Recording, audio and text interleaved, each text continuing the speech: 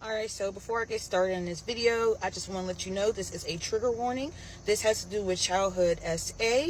In my situation, it occurred from 5 to 12 years old. This video is going to be about the STD or I received from my stepfather at the age of 12, which prompted the end of my said SA, okay? Now, it's been heavy on my mind to disclose this information, but I feel like it's necessary for those of you who follow my story to get a better understanding as to why my case went the way it did. And it also gives you another layer of the F-ish I've been dealing with when it comes to my mother.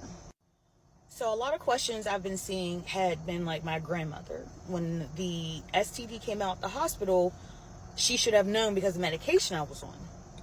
Wrong. My mother put that sole responsibility on me. I had to take my medicine as, directed.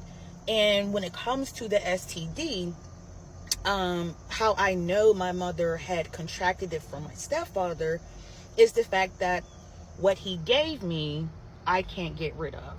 Okay?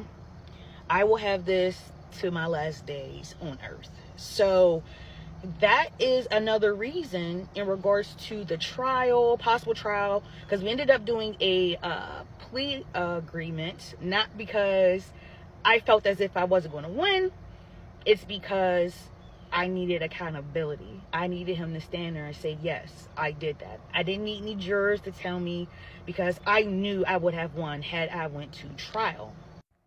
So I'm sure maybe you can imagine that my life growing up has been very difficult with the fact that I am carrying this disease, because it was a secret and it was never anything that was like, I don't know how to explain it, but it was so silenced to the point where even at doctor's appointments, I never told like why I had what I had at such a young age.